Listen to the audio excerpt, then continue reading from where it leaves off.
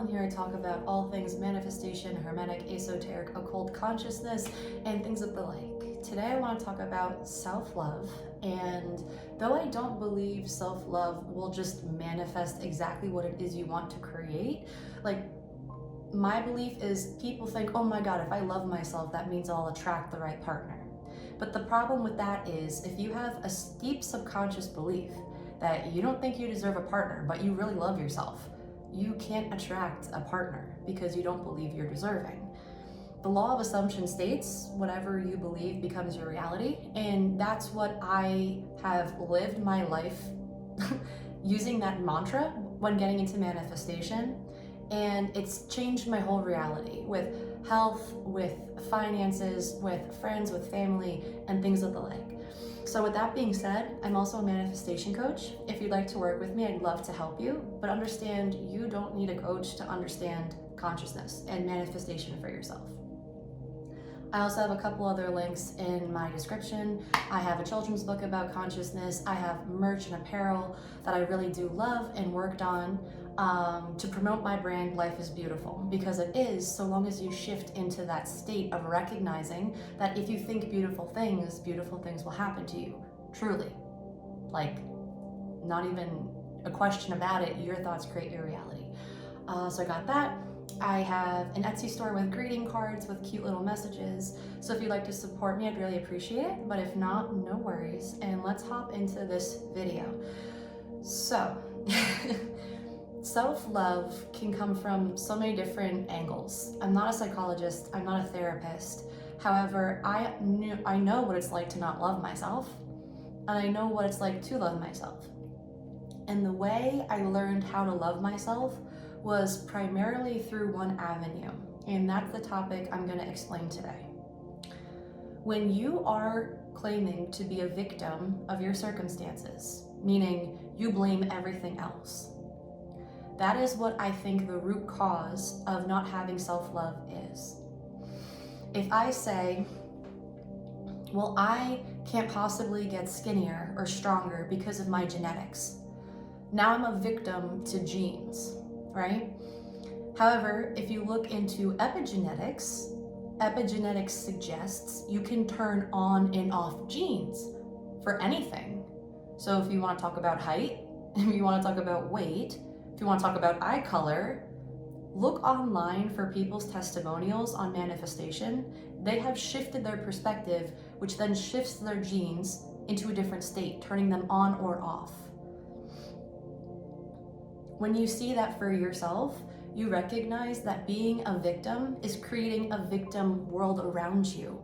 It's creating limitation around you. You will constantly be met with resistance because you keep claiming that you don't deserve something because of something else. Meanwhile, if you just said, I am deserving, I can be my goal weight, I can get my dream job, I am deserving of my dream job, I'm deserving of my dream body, I deserve a good partner, and you do not waver from that mindset, that is changing your self-concept. And because you're saying you're deserving, indirectly you also are loving yourself because you're nurturing yourself with that goodness. You're not being a victim, you're being a hero. And if you want your life to change for the better, you have to stop thinking the things that are creating the karmic pattern of it being a toxic life. Karma, like I say in a majority of my videos, means cause and effect. So don't look at a karmic partner, oh, this is karma in my soul contract that's binding me to this life experience. I will say this all the time. My philosophy is, if you have free will, why the hell would you have a contract that dictates your fate? If you are God, it means you can recreate your fate. You can change your destiny. You have a multitude of destinies to pick from because you were given free will. God gave you the right to be able to think. And when you think and you know the power of your mind through the law of assumption and a focused intention setting, using your third eye, using your imagination, you see you can become anything you want to be. Personality in Latin means mask. You are an avatar of a god, and the personality you choose or the mask you put on then dictates what avatar you are.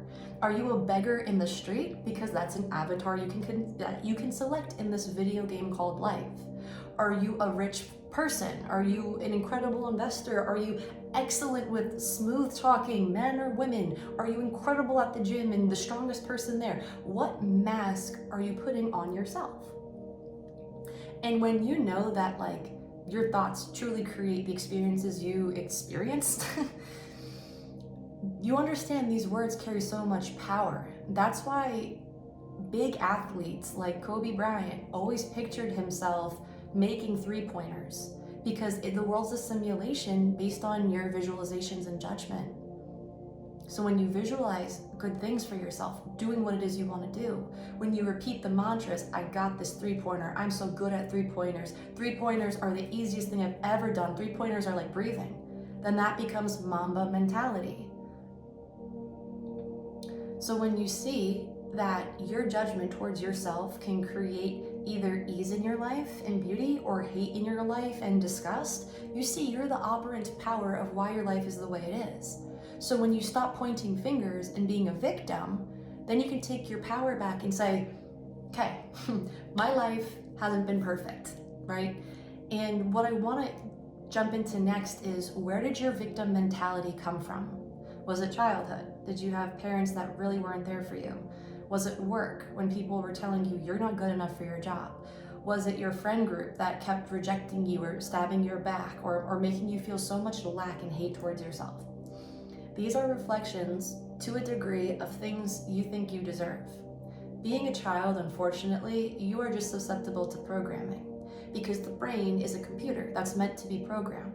That's why children between the ages of 0 and 7 are obsessive for your attention. They're staring at you, they're looking at for your approval, because they want to see your face. They want to download what it is to be a human being based on you being the example of the adult. So now they're being programmed. Oh, this is what makes somebody happy when they give someone flowers. This is what makes someone angry when they don't listen to me. They pick up on everything. And they are like an iPod that doesn't have any music on it yet. But then between 7 and the rest of your life, that's when all your music's downloaded. So you're just gonna keep repeating the same songs, which is no different than repeating the same beliefs you have over and over and over and over again in your head. And that's what karma is. Karma means cause and effect. It has nothing to do with morality. So the more you think something, which is the cause, it's your imagination, then the effect will be that experience to prove that your thoughts are right in the physical plane. That's how this world works. So that's why being a victim is so dangerous. So track back to when you started feeling so much lack and hate towards yourself. Why you don't like your body, why you don't think you're successful, why you don't think you have friends, or why you don't think you're liked. Where did all of this negativity come from? And if you really need the space to reflect on this, because it can be a lot of trash in your head, get a notebook and write everything down. Write down all the things that you think about yourself that are negative.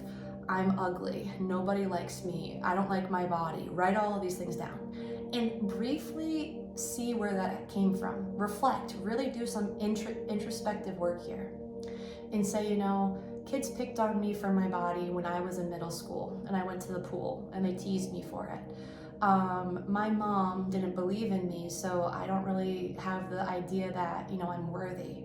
There was a commercial on TV I saw once for a woman who said that she wasn't spoken to kindly as a child. She was told she was nothing. So then in the commercial, she stated, when someone tells you you're not worthy, eventually you start believing it. And then that becomes your life. Granted, the commercial was to advertise the university she had gone to online, but the principle still applies. When a belief is deeply believed, it then becomes your personality, which then becomes the mask you're wearing as the avatar, as an actual God incarnate. So really track back where this negativity came from and be honest with yourself and ask yourself if that's true. And I'm going to ask you to do something that's really hard for people who feel like they've been slighted so deeply, is to forgive each of those areas. Say, I forgive my mom because she didn't grow up in a good home, so how would she know how to love me right? I forgive these people at the pool when they were kids because they were just insecure about themselves and took it out on me as a target. They made me a martyr. I forgive them. If they knew better, they would do better. That is the foundation of humanity. But because they don't know better, because they're also stuck, because they're also miserable, because they also hate themselves, they spew out their own poison. It's just the human condition. When we're marketed to with so much negativity, what chance do you really think humanity has at being good? Until you break out of it. Until you do the inner work of saying, no, I love my body. I have amazing friends. My parents did the best they could with what they had. When you start saying that, and you respect yourself for where you are right now in your life, and you really appreciate how far you've gotten no matter the circumstances, I want you to see how much beauty and power there is in that resilience. And see yourself that way. Don't see yourself as a victim. See yourself as a fighter. Now you have an unsurmountable amount of knowledge to share with somebody else who's going through that pain. And that becomes your biggest weapon, and to an extent becomes your purpose in life. Pain is a great catalyst to grow. And if you're suffering and if you're struggling, write out everything. Why am I going through this? What do I believe about my situations? And your words, when put on paper, will be made tangible, which will make you be able to focus on them. They won't just be fleeting thoughts. They'll be something you can always reference and go back to. And I know we're all busy with work. We're all busy trying to make ends meet and do the best with our lives. But when we can take a step back and really make things a slow progression to bettering ourselves, we can really start loving ourselves and having self-respect for ourselves. Sorry, my light deflated and went down. That's why I was like, what? Okay, so how to love yourself is stop being a victim. It's also forgiving those who are not nice to us. And truly, when you understand the world is a simulation, this is the best part about it. You can start setting intentions and have things change rapidly. But you have to control your mind. You have to discipline your thoughts. Joe Dispenza says, your mind is like a wild animal and you have to tell it to sit. And that's where discipline and disciple become interchangeable, because scripture is just an allegory for your potential to have Christ consciousness here on earth. You don't think you have a nice body? This day moving forward, I have the nicest body in the whole world. I admire my muscular physique. I look so good. Everyone compliments me. They say, wow, you look amazing. What's your secret? Repeat those mantras. Eventually your body will change. You'll be inspired to do things that actually feel good for you. I'm not telling you you have to exercise 10 hours a day. You'll just do things, right? Eventually you won't need to count calories. Eventually you'll stop hating yourself because your self-talk is so positive. And then it'll lead you into having a physique you never thought was possible. And I say this with absolute conviction because I felt I was manipulated by the physical health industry with all their certain narratives, all these influencers to do certain things. And I just backed away, started loving myself and saying, I am the best at what I do. I am healthy. I am deserving. I am beautiful. And now I look at the mirror and I think, wow, I love who I am. And that comes with discipline. It comes with crashing out every now and then crying, is this really gonna work? And that's okay. Discipline yourself. You can have an off day. I'm not saying you won't, but I'm saying you need to take initiative. You need to take responsibility. And when you take responsibility, that goes back to, again, discipline. And once you do that, let's say for your body, then you'll be able to do it for other things. I have the best job in the whole world. People love what I give them. Oh my God, I keep getting raises. I have the most amazing friends. We always make the funnest plans. We can talk about things that I enjoy because I finally attract who I am, the like-mindedness of myself. I don't think it's impossible anymore. I know it's possible because I'm God. And when you merge not being a victim with understanding the law of assumption and put them together, you become unstoppable. Your confidence is everything. And that's why the world tries to target your confidence. Because if you don't have confidence, it means you don't have conviction, and conviction is the definition of faith. But religion won't tell you that. Faith is about having this idea of this person's gonna come back and save me. No one will come back and save you except yourself. Don't believe in the mainstream narrative. Go inward, observe the way you judge, have moments of silence for yourself every day. And the more you watch your thoughts, that's no different than being a shepherd and watching your sheep. Shepherds watch their sheep, which implies shepherds are wise and watch their divine thoughts. That's why a shepherd was the first person to visit Jesus, because Jesus is the person you're meant to be, to have Christ consciousness, to be the master of manifestation, and only divine thoughts met him first. He was meant to be consciously create. That's why he could heal people. That's why he was the most respected person amongst all religions. All of mainstream religions talk about Jesus in some fashion. It's not because he existed, at least that's my belief. It's because he represents consciousness. Jesus Christ is sun oil when you look at it in that sense. It's consciousness oil. Christ comes from chrism. Chrism is Christos. Chrism runs down your spine during meditation and prayer. Prayer and meditation are the same thing because it's focus. It's the same with Reiki. If you're focusing on somebody to heal, what the hell are you doing? You're setting an intention, you're praying. It's not just because, oh, I'm a Reiki master. No. You're just giving it a placebo title. It's your focus creates your reality. That's why it's one all-seeing eye, a single eye. Because a single eye implies one focus. And your focus is I am what? But what are you claiming to be that day? I am powerful, I am weak, I'm a victim, or I'm a hero. You decide, because your I am state, meaning what you claim to be, is going to be the God that rules you that day because it's your focus. The only God that you have is your focus, and you are God, so focus wisely. Understand where your self-hate came from. And know that the world, like I mentioned before, is using propaganda to manipulate you to think that consumerism is your God. But when you look at that from the sense of creation, God is a creator, not really a consumer. But they want to trick us. They want to make everything about consumerism. Buy this, buy that, all this stuff. And they capitalize selling shit on your insecurities. So, oh, you need a haircut. You need to look this way. Oh, you need to make your earrings these tiny little hoops. Nope, I like them big. I'm going to do me because I like it. It's be the most authentic expression of yourself. And I guarantee you, you can shift your body with your thoughts. You can shift the way you appear to others with your thoughts. You don't really have to do too much physical in nature. You'll be led and guided to do certain things. And that will then create that experience for you.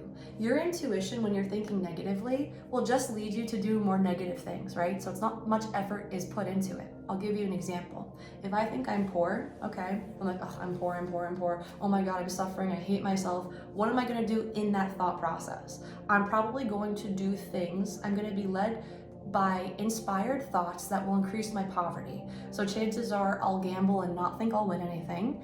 Chances are I'll do self-destructive behaviors because I don't think I'm worthy of anything. Chances are I'll lash out at people because I'm in pain but won't come face to face with it. Those are all inspired actions based on my current state, which is claiming I am poor, correct? It's all inspired. It's not like you have to try much, you just did it. So the same with I am rich. I am rich feels threatening because we were conditioned to believe by propaganda that it's hard to make money. How could you possibly make money with your passions?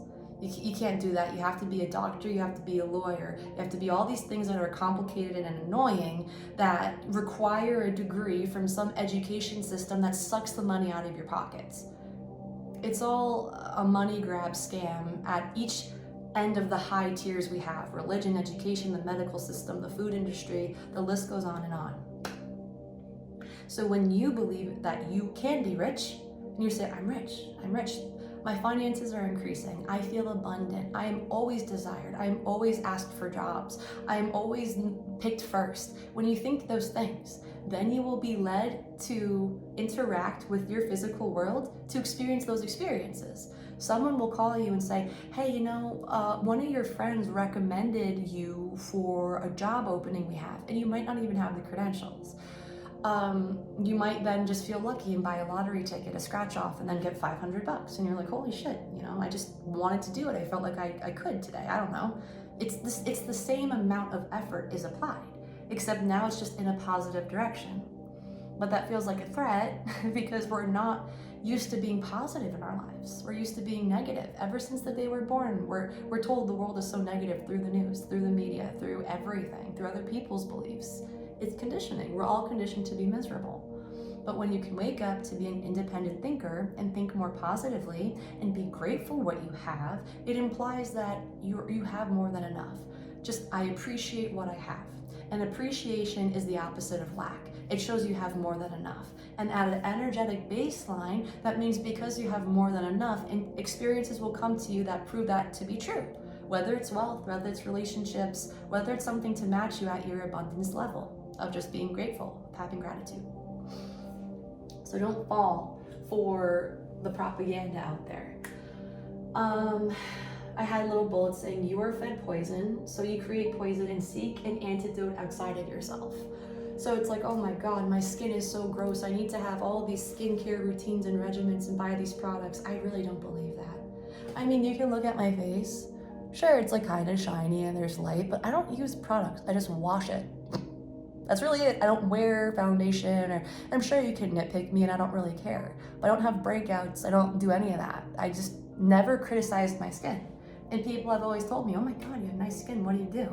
And I'm like, I don't hate myself. But you really can't say that to the average person. I'll just, chalk it up to be like, oh, I don't know, just because I've always had nice skin. It's self-talk. It is self-concept. And it goes back to self-love. When you love yourself and you say, I love my body, I love my skin, I love my hair, then your hair will start growing. Look at this. This is going way down my back. That's crazy. I've never really had that before. It's just started happening with me saying I'm Rapunzel. Or like whatever I want. I love my hair. My hair is so healthy. It just keeps growing. It's like a freaking weed. So don't let other people implant their poison onto you. Decide what you want for yourself. Tell yourself, I am incredibly muscular. Tell yourself, I'm the best provider. Say I am the best husband. I have the most nurturing wife. I'm so grateful for my partner. My body metabolizes food so easily. I can't believe how my symptoms just went away. I'm so healthy. I'm so great. Like, just say things you want to experience, and you will be met with resistance because it doesn't feel like you're deserving of that at first. But the more you repeat it, the more you see you are deserving of it, the more you'll experience it, and the more you'll start saying it, because the more you're gonna like your life, the more of it you're gonna want. So don't lose sight of how powerful your thoughts are. And one thing I kind of wanted to leave with is the idea of Lucifer and how he's correlated to a fallen angel, and it's demonic and it's devilish. But when you look at a camera, okay, a camera is basically just taking the light and flipping it to then give you a picture, to give you an image. And that's also how your human eyes work, is light. Over here you have a little brain. These are the two eyes. Light will come in and it will go, so your left eye will be connected to the right brain and your right eye will be connected to the left part of your brain. Light will come in and it'll intersect, just like a camera, flip it, and then produce an image for you to interact with things that are physical. So you can see where things are. Technically everything is made of light. So if I tell you that, okay, this is how light is created. And this is the sigil of Lucifer. I know it's like there's that light over there. Kind of blinding. But when you look at the sigil of Lucifer here, it was inspired by how light enters your brain, by using these nerves to connect to the opposite hemispheres. So when you see Lucifer is a fallen angel, because he's a physical being that's experiencing light in the material world, because that's what the brain does. It lets you interact with light in the physical world. So my friend, you are a fallen angel because you are Lucifer, because you experience light. And when you know that light, when broken up, is just a rainbow, would you really think a rainbow is demonic?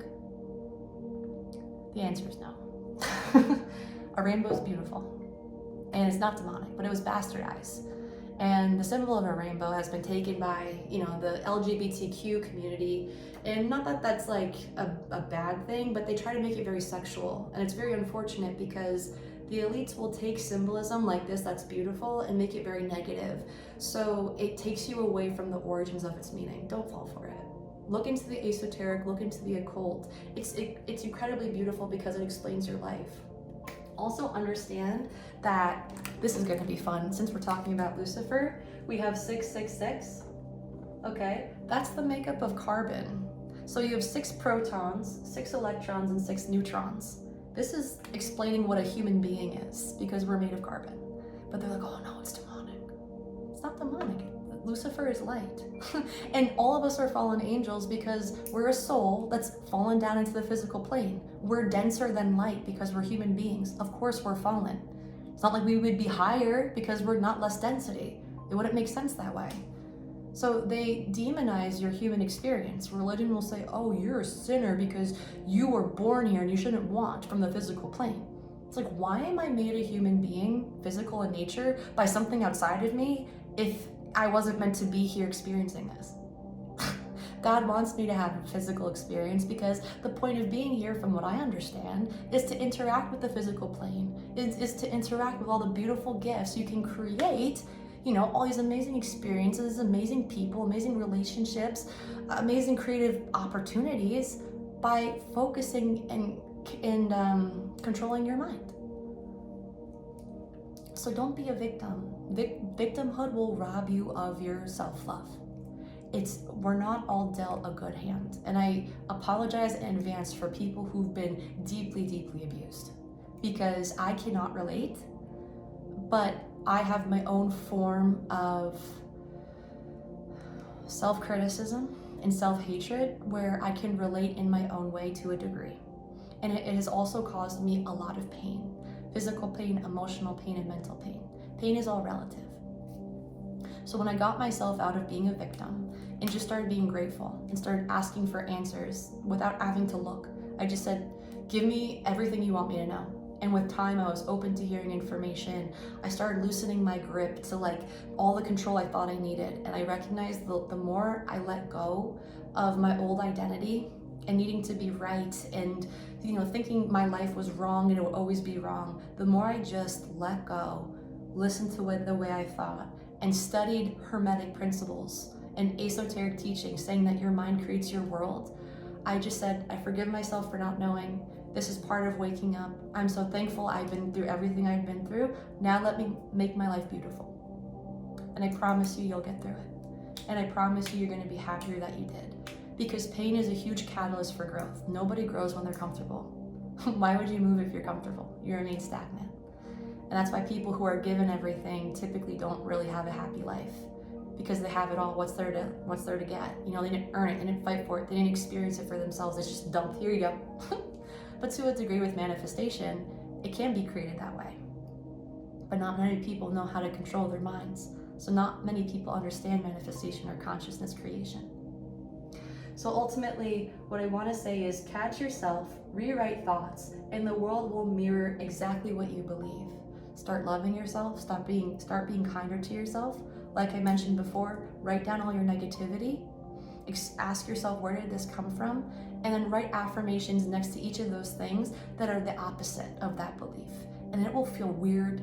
It will feel like it's not you, but that's the conditioning leaving over however many years you've been repeating those negative thoughts and being replaced with beautiful ones, to then introduce new people in your life that match your energy. Because now you're operating from love, you're operating from forgiveness, you're operating from peace. And that will then change your world, you know, slowly but surely, sometimes quickly. Depends on what you're calling in, depends on how much you really practice every day and focus every day, and take this seriously. So do not claim victimhood, be the hero of your reality. Save yourself by being born again. And being born again is letting go of having an ego and operating in consciousness, okay? So with that being said, I'm gonna let you guys go. Thank you so much for watching and for your support. Again, feel free to check out the links I have available in my bio, and I'll see you in the next video. Take care.